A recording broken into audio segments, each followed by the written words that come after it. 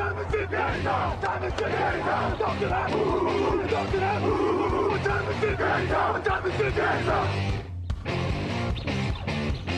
gun, Hulk left slot, Dixie left, T left, Mercedes, wide chip, Ricky, Fever left, 75, Katie, Omaha, quick going.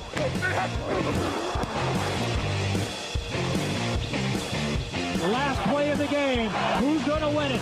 Luck rolling out to the right, dumps it up to Donnie Avery, go ahead, goal line, touchdown, touchdown, touchdown, touchdown!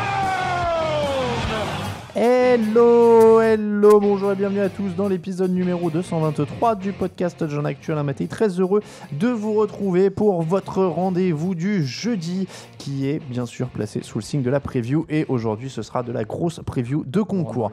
À mes côtés, bonne année Raphaël Masmejean. Eh ben bonne année à toi et à tout le monde. Première émission de l'année pour toi Raphaël, et donc on te souhaite une bonne année NFL évidemment. Camille Saraben est là aussi, bonjour Camille. Salut. On continue, vous l'avez bien vu, sur notre dispositif de vacances de Noël où on n'est que deux par émission et ça tourne. On salue évidemment Grégory et Raoul qui nous ont donné leurs pronostics. Ne vous inquiétez pas, vous allez savoir ce qu'ils ont prévu. Le programme de cette émission, c'est du playoff, des playoffs et encore des playoffs. Le premier tour d'abord, on va vous présenter les 4 matchs. Le prono complet ensuite, c'est ça notre débat de la semaine, c'est qui va gagner le Super Bowl et on aura des arguments à coup sûr très affûtés, j'en suis sûr. Les pronos et les cotes évidemment sont au rendez-vous. On rentre dans la dernière ligne droite des pronos avec des enjeux plus forts que jamais. C'est parti pour la preview des playoffs. Et évidemment, on salue tous ceux qui nous suivent sur le chat en même temps que le direct. Et on salue évidemment tous ceux qui nous suivent en différé sur SoundCloud, iTunes et YouTube. On commence ces affiches des playoffs. On va faire dans l'ordre, évidemment, des matchs. Kansas City Chiefs, Tennessee Titans. Les Chiefs sont tête de série numéro 4, les Titans tête de série numéro 5. Ça se passe dans la conférence AFC, évidemment. Ce sera samedi à 22h25 ou 22h15. J'espère que je dis pas de bêtises. En tout cas, c'est aux alentours de 22h. La médiocrité des Titans contre les playmakers des Chiefs, Kareem Hunt, Travis Kelce, Tyreek Hill, Alex Smith à 104.7 d'évaluation, c'est le meilleur quarterback en NFL cette année dans cette stat. C'est vrai que c'est un peu opposition de style à ce niveau-là. C'est opposition de style, c'est même opposition de dynamique parce qu'on a des Chiefs qui sont bien revenus ces dernières semaines, qui ont remporté leurs 4 derniers matchs alors que les Titans n'en ont gagné qu'un sur les 4 avant de se qualifier un peu finalement miraculeusement en play-off. Donc comme tu dis, il y a déjà cette opposition au niveau de la dynamique et en plus opposition de style parce qu'on a une attaque de Kansas City qui est capable d'être explosive quand elle joue bien, quand elle sait adapter le bon play calling pour passer la balle à Tyreek Hill ou Travis Kelce, alors qu'on continue toujours à chercher les Titans, leur attaque, ce que Marcus Mariota peut vraiment apporter à cette équipe. Voilà, on n'a toujours pas trouvé l'équation côté Titans à ce niveau-là, quoi. Alors, est-ce que ce qui peut faire tomber les Chiefs, c'est une question rhétorique, c'est pas 28e défense sur les yards encaissés et 25e contre la course? Alors, il y a DeMarco Murray qui est toujours incertain. Qui n'a pas été en plus cette saison. Qui n'a pas été fou non plus, mais il y a Derrick Henry derrière, qui est un coureur solide. Ouais, qui est un bon coureur. Il a 744 yards cette saison. Par contre, il n'a pas marqué beaucoup de touchdowns de mémoire, il y en a 5 ou 6, ce qui n'est pas énorme, donc il a peut-être un petit souci finalement à faire la course qui va jusqu'au bout. Et ça peut être ce qui embête les Chiefs. Moi, j'aurais rajouté peut-être une des clés pour que les Titans essayent de déstabiliser Kansas City, c'est leur défense au sol. Les Titans sont dans les 5 meilleures équipes de la ligue contre la course, c'est ça. 4e en yards encaissés par match. S'ils arrivent à bloquer Kareem Hunt, et finalement à faire retomber un peu Andy Reid dans ses travers, à surjouer la passe.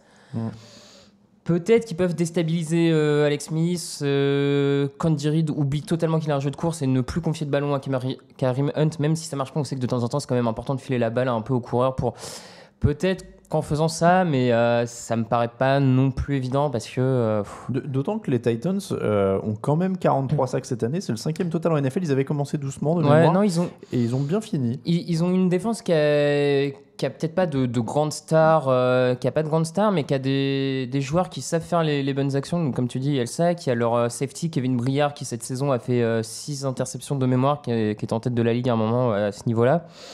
Ils sont capables de faire des grosses actions en défense. Après,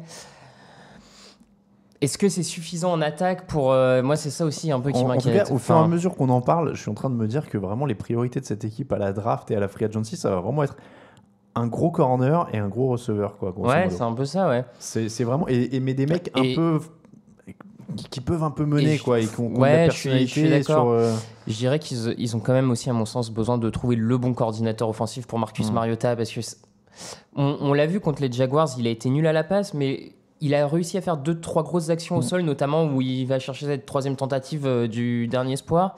Et peut-être que finalement, les Titans, je trouve que les Titans, comparé à ce que peuvent faire par exemple des Panthers avec Cam Newton, sont hyper timides sur l'utilisation de Mariota au sol. On le fait pas beaucoup courir. Alors il s'est cassé la jambe l'an dernier, donc c'est peut-être aussi lié, mais peut-être que tu pourrais le faire un peu plus courir pour déstabiliser un peu plus l'équipe adverse. Mais bon, je pense que là, il y a un palier quand même qui va être difficile à atteindre pour eux. Alors, il y a aussi 25 ballons perdus pour les Titans cette saison contre 11 pour les Chiefs. Donc ça, c'est quand même une stat très importante.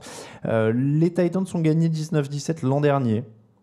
Ce qui peut... alors, je dis pas que c'est un indicateur, mais ce qui peut, ça prouve qu'ils ne se sont pas fait exploser non plus. Il n'y a pas eu énormément de changements dans les deux effectifs en plus au cours de l'année écoulée. Quel facteur X, d'après toi, pour ce match? Moi, j'avais envie de dire justement Derrick Henry, dont on parlait tout à l'heure. On sait qu'il y a une bonne ligne relativement chez les Titans. Ouais, c'est vrai.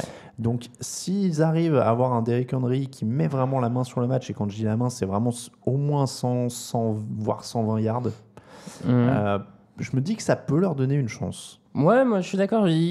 Sur le papier, ça paraît difficile, mais je serais pas le plus surpris du monde s'ils arrivent à accrocher des Chiefs un peu plus longtemps que prévu, parce que y a quand même des armes. Ouais, Factor X, je partirais comme toi sur Derrick Henry, le jeu au sol des Titans, le jeu au sol épaulé, je dirais, du coup, par Marcus Mariota, qui serait capable de sortir quelques bonnes courses en red option, etc., pour déstabiliser. Quand on sait qu'en plus les Chiefs n'ont pas beaucoup de pass rush, c'est quand même le domaine où ils ont du mal. Peut-être qu'en plus on va dire éliminer les premiers joueurs défensifs en sortant de la poche, ça pourrait peut-être créer quelque chose. Ouais. Pronostic? Malgré ce qu'on dit, je vais jouer les Chiefs quand même. Mais... C'est les Chiefs pour tout le monde. Hein. Grégory et Raoul sont sur les Chiefs aussi. Moi, je vais prendre les Chiefs aussi. On vous rappellera les scores à la fin de cette séquence pour les pronostics. Alors, on peut le dire tout de suite. 2 points par match pour les matchs de wildcard. Donc voilà, on passe à 2 points par match et on va vous la faire simple pour les scores. Raphaël et Grégory sont en tête à égalité et Raoul et moi sommes loin derrière à égalité. Voilà, grosso modo, il y a 13 points d'écart. Los Angeles Rams, tête de série numéro 3. Falcons, tête de série numéro 6. C'est à 2h15 du matin dans la nuit de samedi à dimanche et on va pas se mentir, potentiel sexy. C'est probablement la plus belle affiche de ce week-end. Est-ce qu'il y a une prime à l'expérience en play-off? C'est la grande question avec l'arrivée des Rams. Moi, je pense que oui. Personnellement, je pense que l'expérience à la fois des joueurs, mais aussi du coaching staff, peut être importante. McVay, c'est quand même son premier match de play-off à la fois en head coach, et depuis qu'il est assistant à Washington, quand il était coordinateur, je suis pas certain qu'il en ait fait un, parce que le dernier match de play-off des Redskins, c'est sous Griffin. Ah oui. Est-ce que McVay était déjà coordinateur? C'était clairement, oui. J'ai un petit doute. Il y a quand même très peu de coachs qui, dans leur première année avec une équipe, coach rookie, qui vont jusqu'au bout. J'avais vu en lisant un papier, il y a 6 coachs qui sont allés jusqu'au Super Bowl en coachant pour la première fois une équipe, et dans ces 6-là, il y en a déjà 5 qui étaient soit coach de notre équipe avant, soit coordinateur. Bon. Quand on sait en plus que les Falcons ont pris l'an dernier en play-off, en finale, je pense qu'il y a un petit avantage d'expérience qui, à mon sens, peut peser à un moment du match, clairement. Moi, je pense, alors pas forcément sur ce match, je dis pas qu'ils vont perdre ce match-là, les Rams, etc. Mais je pense que tu peux pas aller c'est très dur d'aller au bout, en tout cas la première fois. Et l'exemple, c'est les Falcons. Alors, ils ont pas gagné le Super Bowl l'an dernier, mais je veux dire, ils sont allés au Super Bowl, ils sont allés très loin, parce que les années d'avant, ils avaient joué des Seahawks, ils avaient joué des Packers, ils avaient fait des playoffs. Même chose pour justement les Seahawks, parce qu'ils n'y étaient pas allés directement la première année non plus, ils s'étaient fait sortir par les 49ers de mémoire, et même au tour d'avant, l'année d'avant, je sais plus par qui, mais ils s'étaient fait sortir. Non, la première année de Wilson, c'est par les Falcons. C'est les Falcons, d'accord, autant pour moi. Mais voilà, il y a au moins eu une année où ils ont goûté du haut niveau, de pas loin. Les Panthers, je sais pas, peut-être que c'est un peu l'exception, ils vont au Super Bowl il y a 2 ans en arrivant très très fort. Mais la preuve, ils gagnent pas le Super Bowl non plus. Donc voilà, ils le perdent face à des Broncos qui s'étaient pris une grosse raclée mais qui étaient des habitués des playoffs. Donc j'ai envie de dire, l'exception qui confirme la règle, c'est un peu je sais que c'est toujours le premier qui me vient, mais les Rams de 99-2000, parce que voilà, c'est une épopée folle et ils vont au bout un peu de nulle part. Mais tu as rarement des équipes qui sortent de nulle part pour aller au bout. Oui, non, elles ont toujours un peu d'expérience. Donc là-dessus, on est d'accord. Matt Ryan l'an dernier en playoff, 71% de passes complétées, 9 touchdowns, 0 interception. Est-ce qu'on a une chance de revoir ce Matt Ryan-là parce que les playoffs arrivent et que finalement, c'est le MVP en titre, on rappelle. Hein. Ouais. Moi, j'ai envie de croire qu'on peut retrouver ce Matt Ryan-là et même de manière générale, cette attaque des Falcons qui avait vraiment flambé l'an dernier. Certains vont dire, si on les a pas vus pendant 16 matchs, pourquoi ils poindraient leur nez au 17e ? C'est pas faux, mais je pense qu'en fait, les Falcons sont quand même un plafond offensif qui est même encore supérieur à celui des Rams. Moi, je trouve cette année, ils sont moins bons. Mais l'an dernier, les Falcons, j'ai regardé... Je suis pas tout à fait d'accord au sens où les Falcons n'ont plus vraiment de jeu au sol ces dernières semaines, alors que les Rams sont Todd Gurley. Pour moi, le jeu au sol des Falcons peut revenir. L'an dernier, les Falcons, c'est quand même... En saison régulière, ils ont mis 12 touchdowns de plus que ce qu'ont fait les Rams cette saison. 68 points de plus. Pour moi, ils ont vraiment un plafond, un potentiel qui peut valoir celui des Rams, voire même le dépasser. Et en plus, la défense au sol des Rams, c'est son point faible. Contre la course, en tout cas, c'est le point faible. Ils sont 28e. Est-ce que c'est pas le match où on peut retrouver Coleman et Davante Freeman ?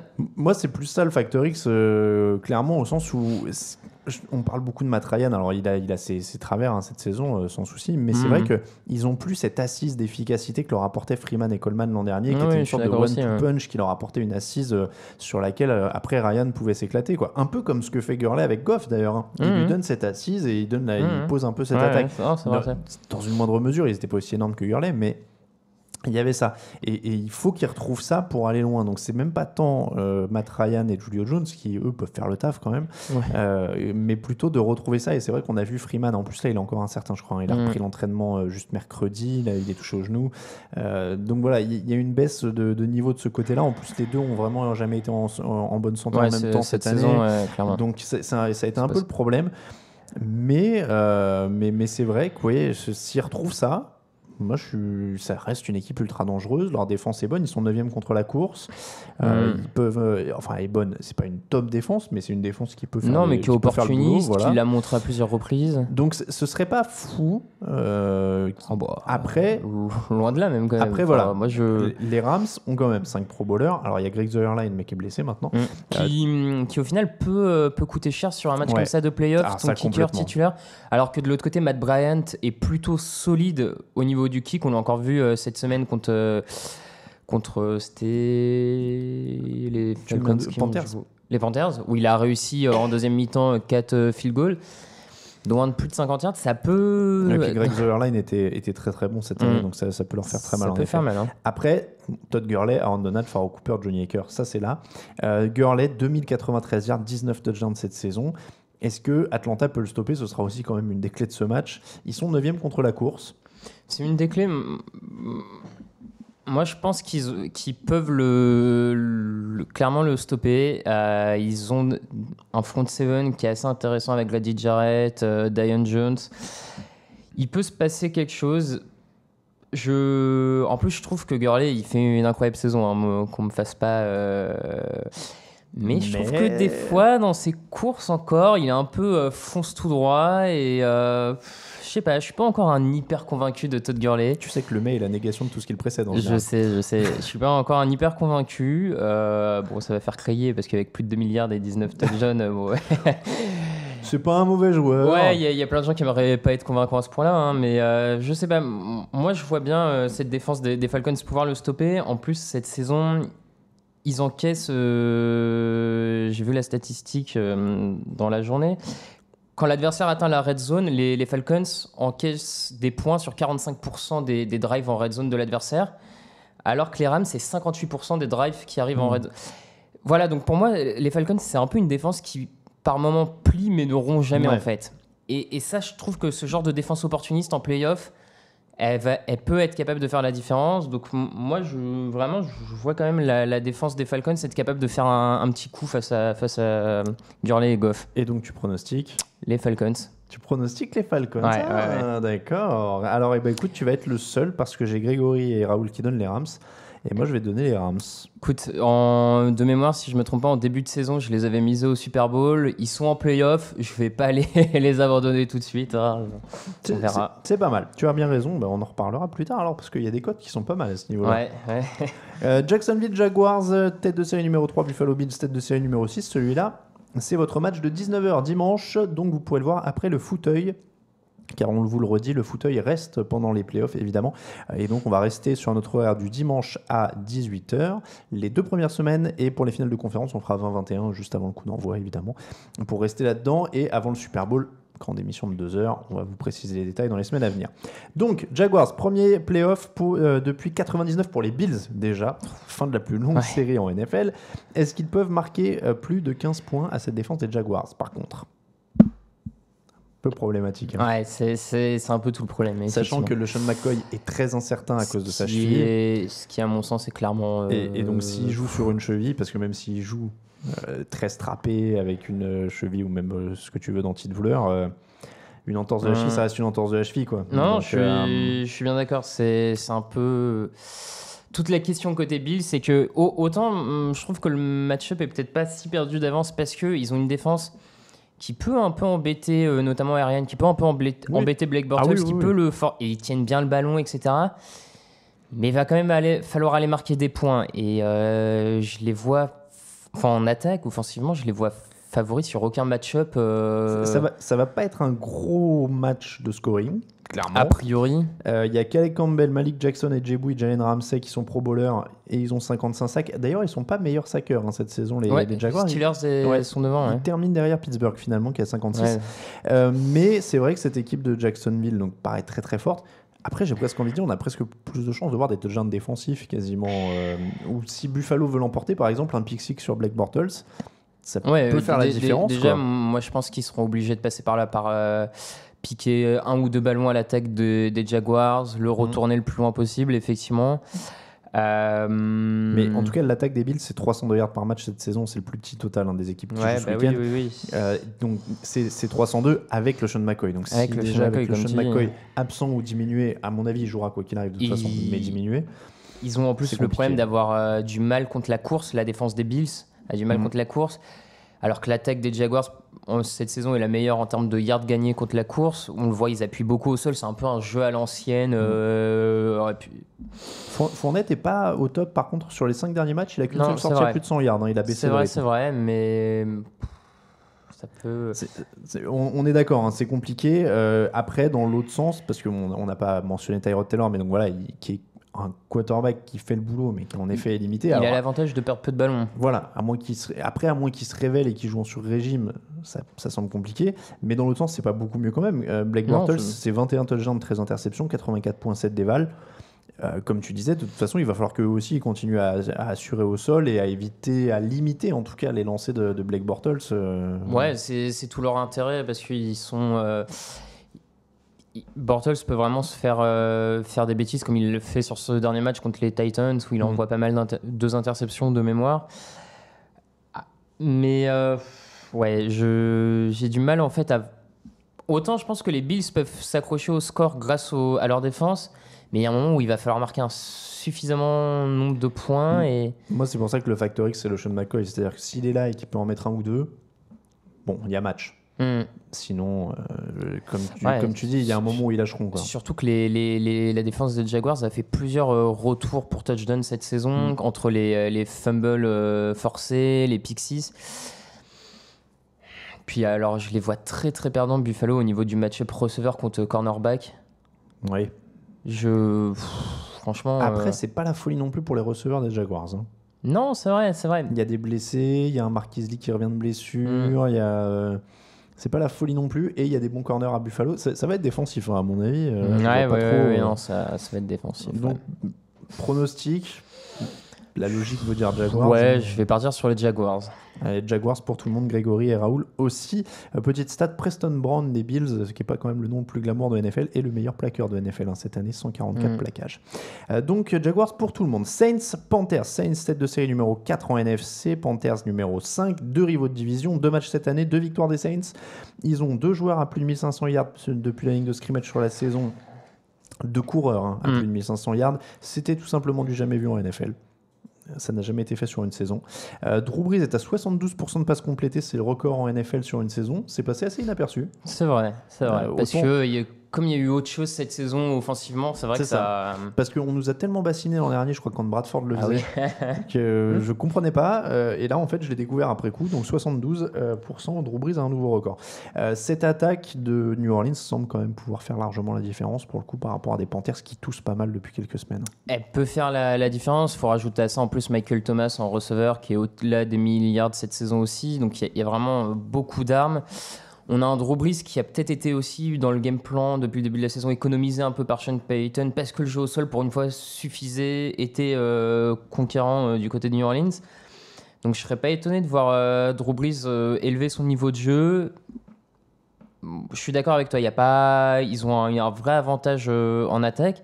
Après, ils ont une défense en face qui peut répondre aussi quand même un gros front seven notamment. Faut pas qu'ils perdent la bataille des tranchées face à ce front seven là parce que si Kawan Short, Lotulelei commence à trop facilement pénétrer dans la poche, ça peut quand même devenir un peu embêtant pour tout le monde.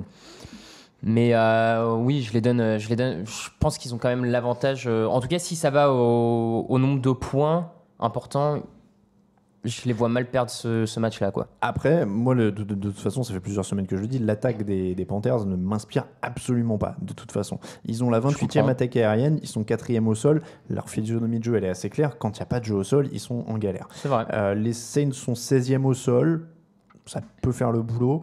Et voilà, donc pour moi, le factor X, il est clairement là, c'est le jeu au sol des Panthers. S'ils ont un jeu au sol, il y a match, sinon, ils vont galérer. Plus que... Je suis quasiment d'accord avec toi, je dirais même plus que le jeu au sol. Pour moi, le facteur X pour les Saints, c'est ce qui peut quasiment leur assurer la victoire à coup sûr.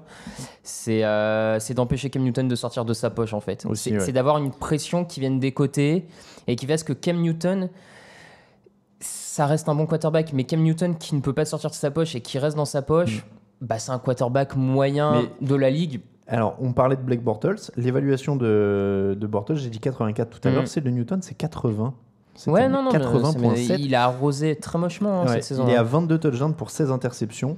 Et je l'ai plus sous les yeux, je crois qu'on l'a dit mardi, mais il n'a pas dépassé les 200 yards sur une bonne partie des derniers matchs. Il a que 2 matchs à plus de 200 yards sur les 5 ou 6 derniers, quelque chose comme ça. Ce qui est quand même indigne d'un MVP d'il y a 2 ans. Ce qui est indigne. Et Cam Newton est une arme de destruction massive quand il peut sortir de sa poche et qu'il peut faire la différence, casser des plaquages. Et c'est pour ça, je pense vraiment, si tu arrives à le garder dans sa poche, tu réduis quand même fortement sa dangerosité. Tu l'empêches de casser des plaquages, tu l'empêches de faire des big plays, d'aller chercher des first down. Donc moi, vraiment, pour le coup, je mettrais même encore plus de pression, pas par le centre de la ligne, mais sur le côté, pour le forcer à être bloqué, pas pouvoir aller à gauche, à droite. J'ai l'impression qu'au fil du temps, les critères pour que Cam Newton soit dangereux sont de plus en plus nombreux. C'est-à-dire qu'il faut qu'il puisse sortir de la poche, il faut qu'il ait un grand receveur, il faut qu'il ait un jeu au sol à côté de lui. Ouais, c'est pas... Je trouve que, en tout cas, c'est décevant. Il est capable de rebondir très probablement, mais c'est assez décevant. Donc moi, encore une fois, je pense que ça va se jouer sur ça si les Panthers sont encore ralentis au sol. En plus, les Saints ont une meilleure attaque, donc je pense qu'ils pourront les déborder. Donc je vais prendre les Saints au niveau du pronostic. Oui, moi aussi, je vais jouer les Saints, mais après, attention quand même. Cam Newton, si jamais il arrive à faire la différence sol, il peut se passer quelque chose, mais je pars sur les Saints quand même. Ouais. Bien sûr. Et puis après, je ne sais plus ce que je voulais dire. Je ne sais plus ce que je voulais dire. Les Saints pour Grégory, les Saints pour Raoul. Non, j'allais dire, après, on donne des favoris, etc., mais c'est les playoffs, donc il n'y a rien qui est surprenant à ce niveau-là. On a déjà vu bien pire au niveau des surprises, donc bien sûr, tous les matchs peuvent se terminer autrement. Mais là, voilà, ça semble partie des Saints. Je rappelle les scores donc en fin de séquence. Donc on a tous donné nos pronos là. Sinon, la semaine dernière, ça a fait 8 pour Raoul et moi-même. Raphaël à 10, Grégory à 9. Et donc 157 en bas du classement pour Raoul et moi. Raphaël et Grégory en haut à 170. Donc, vous avez creusé le trou. Il y a 13 points. Honnêtement, même avec 2 points par match, normalement, vous êtes relativement à l'abri. Ouais. Surtout qu'on n'a qu'un seul prono différent cette semaine. C'est ce que je vois. C'est ce que je vois. Plutôt pas mal. Voilà pour la preview de la semaine. On passe au prono du sud.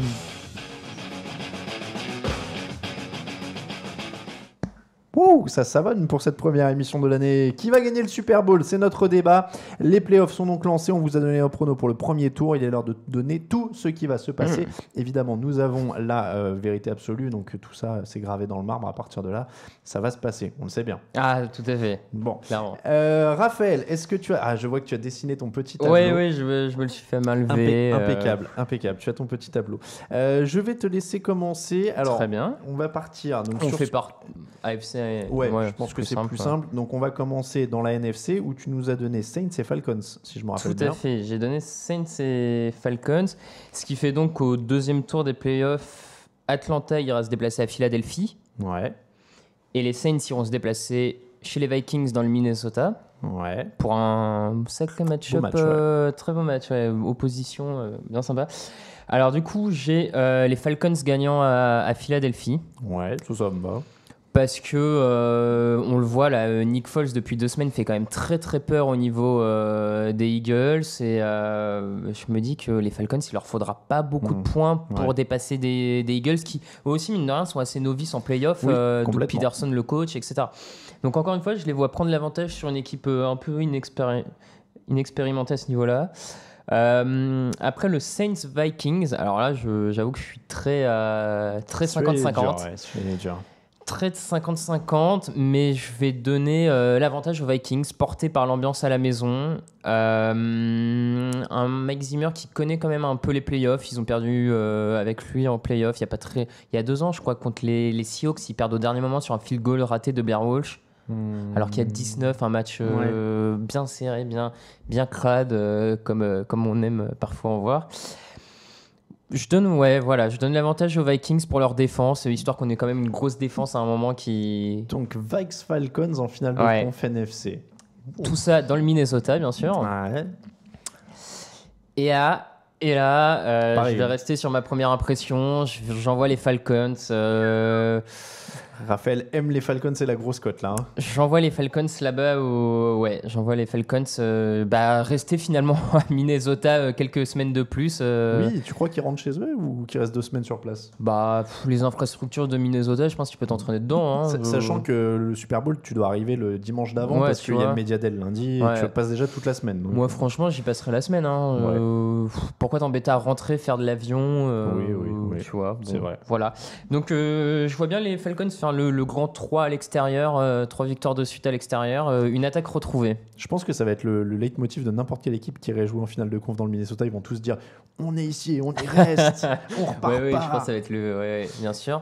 Donc, excuse-moi, je t'ai interrompu. Falcons Vikings et victoire des Falcons. Alors. Ouais, victoire des Falcons dans un match très serré. C'est beau. Voilà. Donc, les Falcons sont ton champion NFC. Ils gardent leur titre. Ouais. En AFC, tu as choisi Chiefs et Jaguars. Tout à fait. Dans les wildcards. Exactement. Donc, ce qui donne au deuxième tour Jaguars contre Pittsburgh. Ouais. Et Kansas City contre New England. J'ai les Steelers vainqueurs des Jaguars. Je pense que le match de saison régulière était un peu un trompe-l'œil et je vois quand même les Steelers plus forts sur le papier. L'emporter à la maison en plus. On rappelle que Ben Roethlisberger a été intercepté 5 fois dans ce match. Voilà, quand même ça arrivera quand même pas toutes les semaines et surtout en play-off, en prime time, à la maison. Je suis moins certain par ça. Et ensuite, le Chiefs Patriots. Si les Chiefs retrouvent leur niveau de semaine 1... Voilà, on rappelle qu'ils ont battu en semaine 1. Pourquoi pas, mais malheureusement, j'ai encore peur une fois d'Andy Reid en play-off et je crains le pire. L'inévitable Patriots-Steelers. Donc j'ai l'inévitable Patriots-Steelers en finale AFC. J'avoue, j'aurais bien aimé une petite surprise quand même. Mais bon, voilà. Et puis la finale AFC, donc les Steelers iront jouer à Foxborough, défier les Patriots. Et j'ai les Patriots vainqueurs de ce duel acharné, j'espère. Donc on a un rematch du Super Bowl. Faudra vérifier, mais je crois que je l'ai dit en début de l'année. Je crois que j'avais dit le rematch. Ouais. Les deux sont encore en lice. Les Patriots semblent la meilleure équipe de la ligue. Les Falcons. Ce serait incroyable. Là, pour le coup, en termes de storytelling et tout, on a un truc incroyable. Parce qu'avec le scénario de l'an dernier. Clairement, ça serait fou. Donc, j'ai les Patriots gagnants parce que. À la maison, en fait, je crois que les Steelers n'ont aucun moyen d'arrêter Rob Gronkowski et je pense que c'est ce qui fera la différence. Et c'est là où la blessure de Ryan Shazier, à mon avis, fait beaucoup de mal. C'est que Shazier avait peut-être une capacité de lecture pour gêner Gronkowski. Et comme il ne sera pas là pour les Steelers, j'ai peur que ça se... J'ai peur, non, en fait, je m'en fous, à vrai dire, Oui. mais soyons honnêtes. Mais je pense que ça arrivera de la même manière. Donc voilà. Et alors, qui gagne le rematch? Alors là, par contre... Qui gagne le rematch. Je sais pas, en fait, les deux storytelling sont assez incroyables. Ouais. Les Patriots qui refont un doublé Ouais. depuis les premiers à le refaire depuis eux-mêmes, quoi. Ou la vengeance de Matt Ou la Ryan. vengeance de Matt Ryan et compagnie. Je t'avoue que j'ai pas de... Je te dis pas les crises de larmes à Atlanta s'ils gagnent contre les Patriots. Bah ouais, j'ai pas de préférence. Je vais partir, grâce à nos amis d'Unibet, je vais parier sur les Falcons. Je vous en parlerai un jour qui sont très intéressants à jouer vainqueur du Super Bowl. Tu sais que j'ai mis aussi quelques euros dessus depuis qu'on en a parlé. Franchement, Donc un Falcons Patriots avec victoire des Falcons qui vont au bout. Bon, c'est la grosse cote. On l'a dit, on utilisera ces pronos-là pour départager en cas d'égalité. Ouais, en cas de tiebreaker. Par contre, ils nous ont pas envoyé leur Super Bowl, les deux loulous. Donc, si. Ah bon? Oui, si, j'ai vu. Je les ai pas vus. Alors attends, c'est sur notre chat ou pas? Ouais, c'est sur notre chat. Alors j'ai vu ça passer. alors j'ai Raoul et j'ai alors Greg. Alors on va les donner tout de suite entre les deux. Ouais. Greg nous donne un Pittsburgh New Orleans avec victoire des Steelers. Donc c'est totalement différent de toi en l'occurrence. Donc comme ça, si vous êtes à égalité, oui, au moins on... un tiebreaker. Et New England, Minnesota, victoire des Pats pour Raoul. Et écoutez, vous allez voir, on a tous des Super Bowls différents. Au moins c'est intéressant. C'est vrai.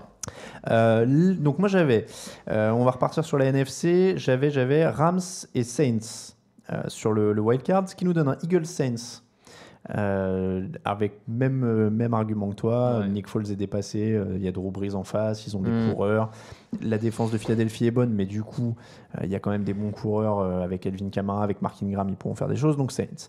Vikings Rams dans le Minnesota. Alors celui-là, honnêtement, j'ai changé d'avis plusieurs fois. Ouais. Parce que y a une très grosse défense. Ils les ont battus en plus cette saison. Les Vikings ont gagné. Ils les avaient bien bloqués. Ouais. Ils avaient été très très forts là-dessus.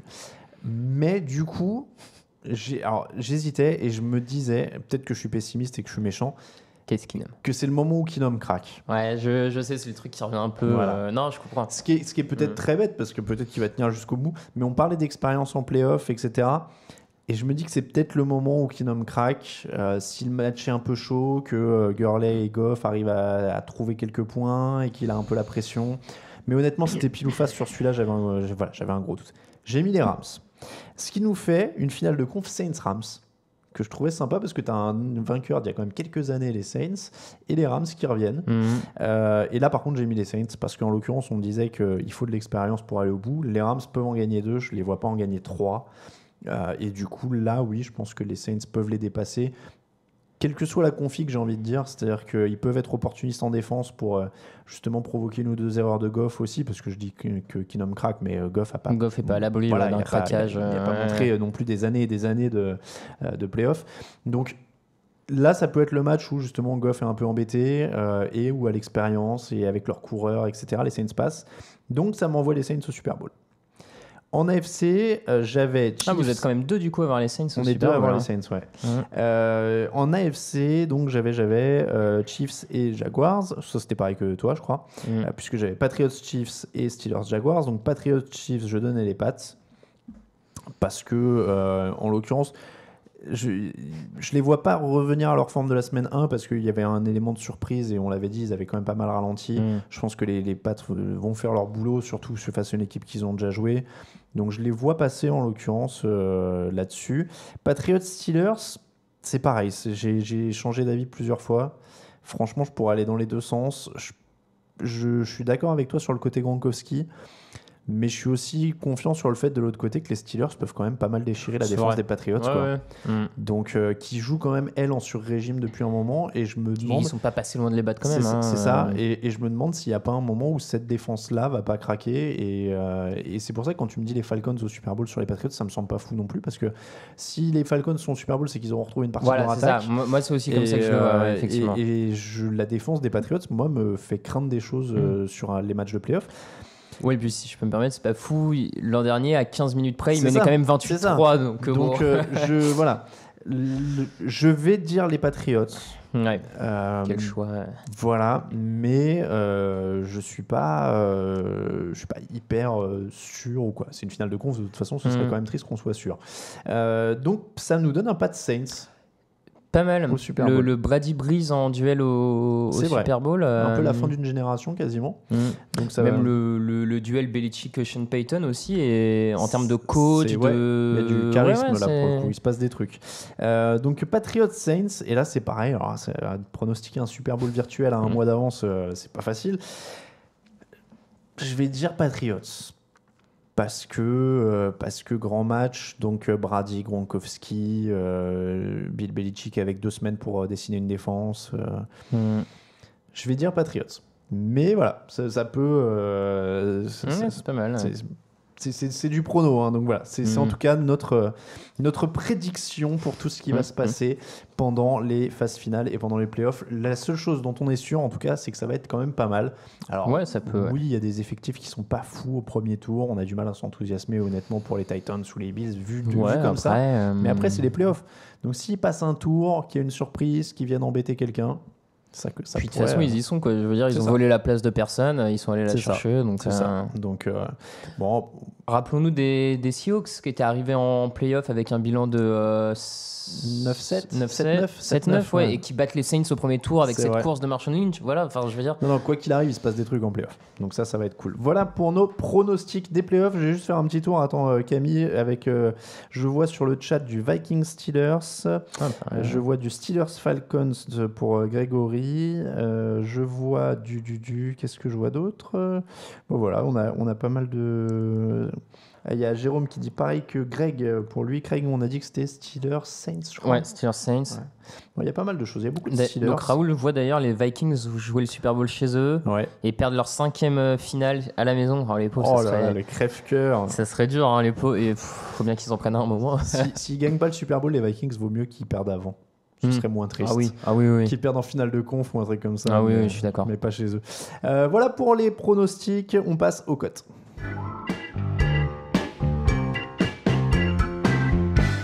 Et c'est numéro 2 pour Camille.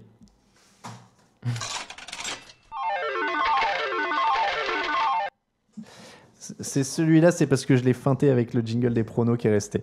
On passe au code de la semaine et forcément, il n'y a que 4 matchs. Donc, on a 3 cotes, mais elles portent sur 3 des 4 matchs. Raphaël, ta cote à toi, c'est... Alors, ma cote à moi, pour avoir un truc un peu plus intéressant, c'est jouer sur l'écart de points entre les Chiefs et les Titans.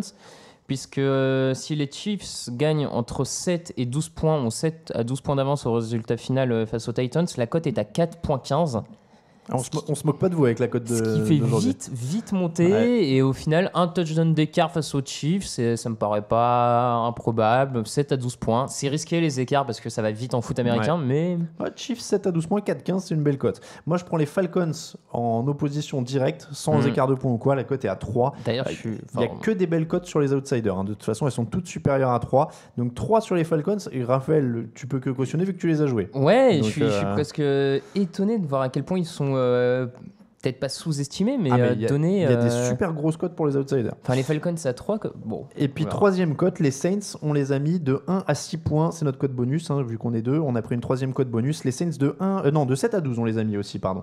7 à 12, et c'est à 4,20, si je ne dis pas de bêtises. Camille, qu'est-ce qu'on a mis dans la machine? Voilà, 7 à 12, 4,20 pour les Saints. Et ça nous fait un très beau combiné de 522,90 € pour 10 € misés. Donc, Chiefs de 7 à 12 points, Saints de 7 à 12 points, Falcons net. Ça fait 522,90 €. Gros playoff, grosse cote. Le YOLO, il est super simple. C'est le combiné des 4 outsiders. Il n'y a que des belles cotes, on vous l'a dit. On a les Titans, les Falcons, les Bills et les Panthers. Les Titans sont à 3,75. Les Falcons sont à 3. Les Bills sont à 3,75. Et les Panthers sont à 3. Donc ça fait quand même du très beau. Et le 10 € misé est à 1336,09 € pour 4 matchs. C'est pas mal.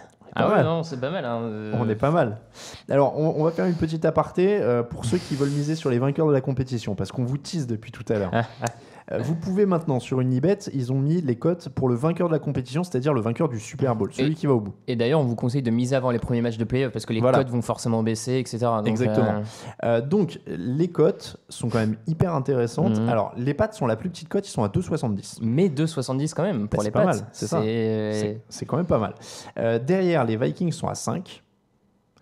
Les Steelers sont à 6,5. Ce qui est quand même pas inintéressant. Ce qui est pas inintéressant du tout. Les Eagles sont à 9,5. Les Saints... Non, celle-là... Parce que la plus surprenante, je trouve, par rapport... Je trouve que les Vikings sont hauts quand même. Ils ont la deuxième. Ouais, mais les... Ouais.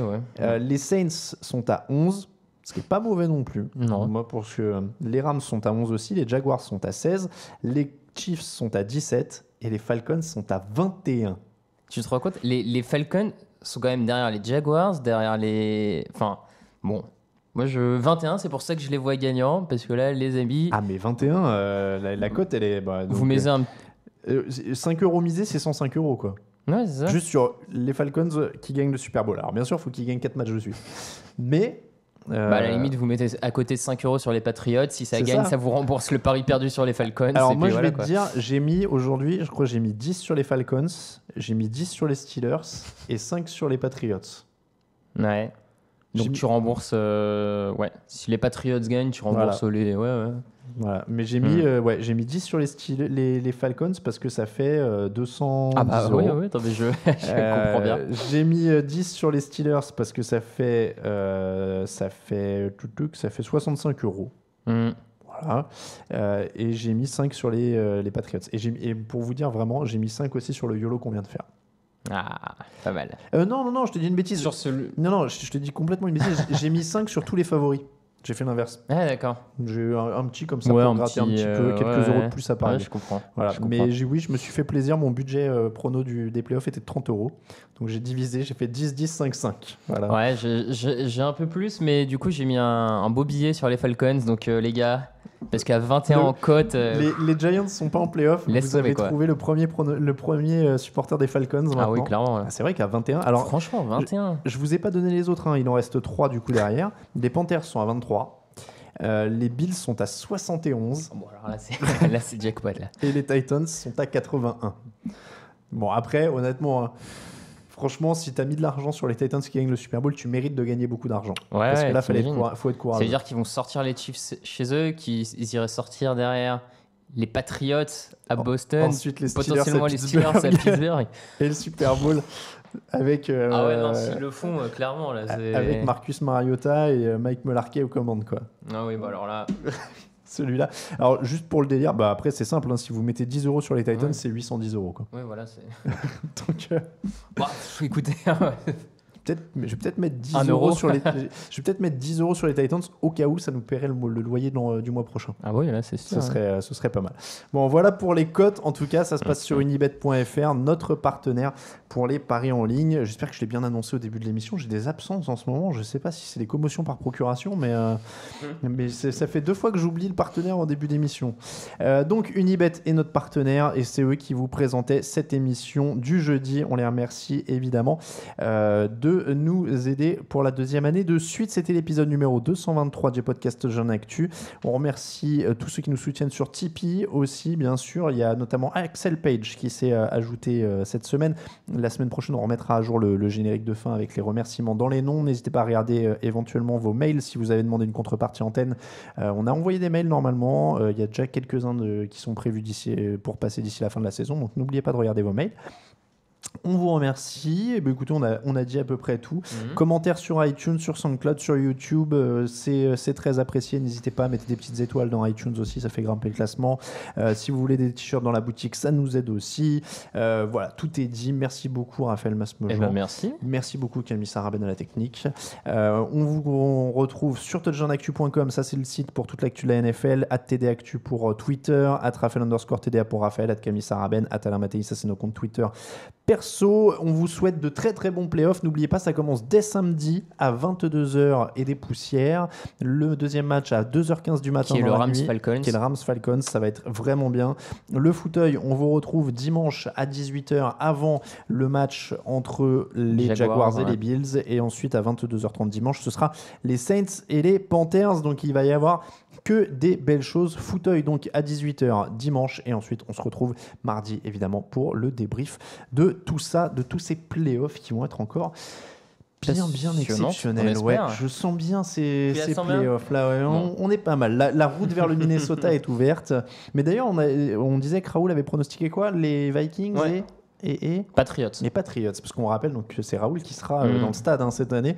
Son accréditation est validée, il a son billet d'avion, il a tout, il est prêt. On a réservé sa chambre d'hôtel. Ouais, on a tout. Tout le monde est prêt, les playoffs sont partis. On vous remercie énormément de nous suivre. On vous souhaite de très bons playoffs. Camille peut lancer les quelques notes du générique. Et on vous souhaite une très très bonne fin de semaine et des très bons playoffs à tous. Ciao, ciao. Ciao.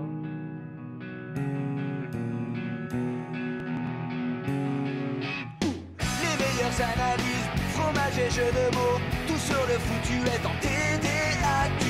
Le mardi, le jeudi, tailgate au risotto, les meilleures recettes en TDAQ. Fumble pour JJ Watt, Bismuth pour Marshall Lynch, Rocklash Global Beckham, Tom Brady quarterback, calé sur le fauteuil, option Madame Irma, à la fin on compte les points et on finit en requin.